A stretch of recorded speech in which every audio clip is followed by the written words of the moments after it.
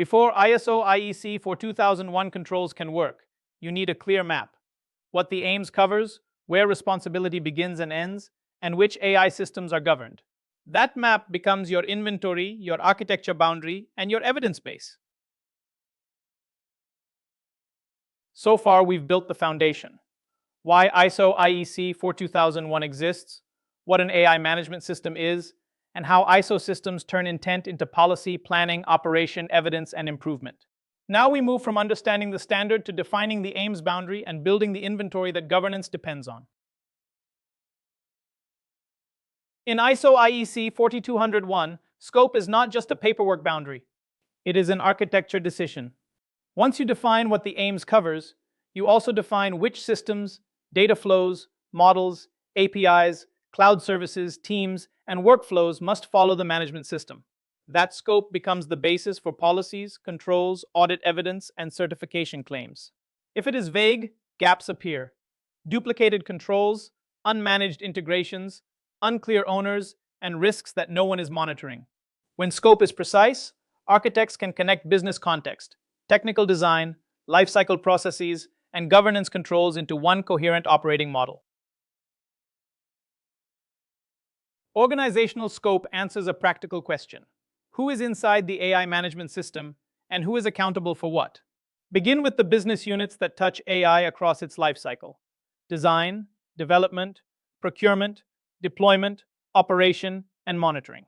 Then include the functions that shape risk and control, such as product, engineering, data science, legal, compliance, security, risk, procurement, and operations. Finally, make ownership explicit.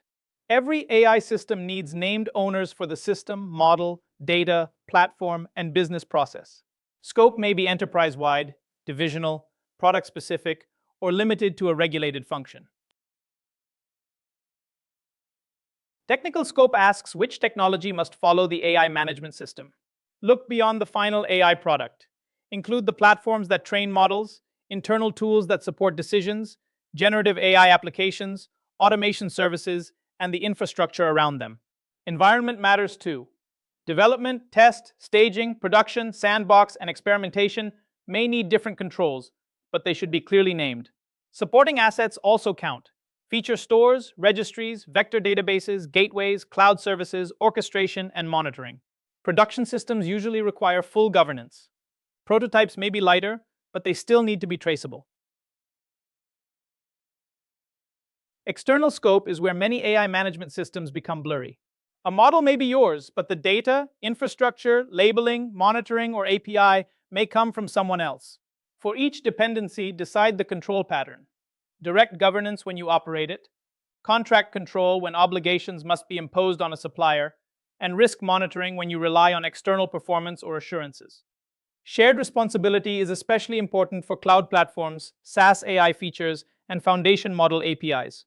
If these boundaries are missing from the AIM scope statement, hidden dependencies can create unmanaged behavior and accountability gaps.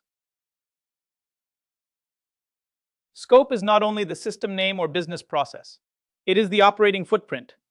Ask where the AI is built, deployed, accessed, and where its effects are felt. Then identify who interacts with it or is impacted by it: employees, customers, citizens, developers, operators, auditors, and other affected people. Finally, map the regulatory context. Sector rules, data protection laws, automated decision requirements, and risk classifications can all change the governance burden. These dimensions determine how strong controls must be, what documentation is required, and who needs oversight responsibility. Think of the AIM scope statement as the boundary contract for certification.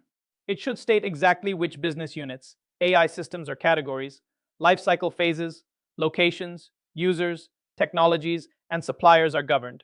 Just as important, it must state what is not governed. Any exclusion needs a clear reason, not a convenience argument. Auditors will compare the wording against your AI inventory, risk assessment, policies, controls, and evidence. Avoid broad phrases like all AI unless governance truly reaches everything.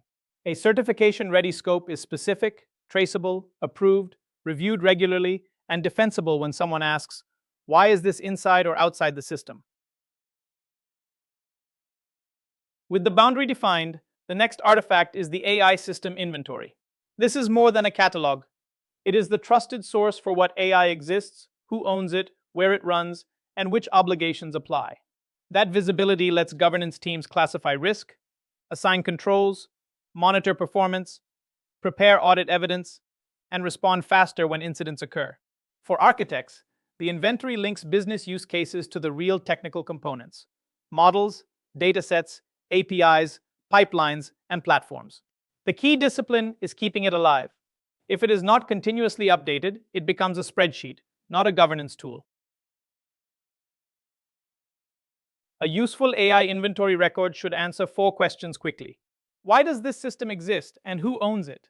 How does it work, including model type, data sources, integrations, and environment? What governance rules apply, such as risk class, approvals, lifecycle stage, and required controls? And what is happening operationally, including deployment status, version, performance, incidents, reviews, and retirement plans? When these fields are captured consistently, the inventory becomes a control surface. Teams can trace decisions, classify risk, monitor change, and prove accountability without rebuilding the story each time. Most organizations do not start with a perfect AI inventory. They start with a controlled spreadsheet, named systems, owners, versions, and review dates. The next step is turning that list into a managed inventory with workflow and accountability. As maturity grows, the inventory becomes a registry connected to CMDBs, data catalogs, model registries, GRC tools, MLOps platforms, and cloud assets. The strongest pattern links each record to architecture diagrams, risk assessments, controls, test evidence, and monitoring. Automation can discover assets, but people still validate purpose, risk, ownership, and ethical impact. Inventory records also need accountability. They should not just say what the system is. They should say who is responsible at each lifecycle stage. The business owner defines purpose and accepts residual risk. Data, model, security, and platform teams may do the work, but their responsibilities must be explicit. During validation and deployment, approvals, controls, and evidence need named owners. After release, monitoring, incidents, periodic review, and retirement still require accountability. When ownership is vague, the aims cannot prove controls are operating, and problems fall between teams. Boundary mapping turns the aim scope into engineering reality. Name the AI applications, model services, data pipelines, prompts, orchestration, APIs, and monitoring that the organization directly controls. Then trace every dependency that can influence behavior, including cloud services, foundation model APIs, SaaS tools, third-party datasets, open source components, and external providers. Do not forget people. Review, approval, override, escalation, and exception handling are part of the system. The result is practical control logic. What we govern directly, what we manage through contracts, and what we verify through monitoring and assurance. Validation turns scope from a management opinion into an auditable fact. First, check completeness by reconciling the AI inventory against cloud assets, model registries, product and data catalogs, procurement records, and architecture repositories. Next, test accuracy. Confirm that owners, lifecycle status, risk class, monitoring needs, and deployment environments are current. Then validate the boundary. Follow data flows, APIs, third-party services, human handoffs, and supplier obligations to see what the aims truly controls. Keep the proof. Approved scope statements, inventory exports, diagrams, review logs, risk records, and management approvals. If it is not evidenced, it is not reliably controlled. To implement ISO IEC 42001 effectively, start with a precise aim scope, maintain a reliable AI system inventory, and map the architecture boundary in technical detail. Together, these artifacts turn governance into actionable control decisions, evidence, and accountability. Next, we'll use them to interpret annex controls as practical architecture requirements.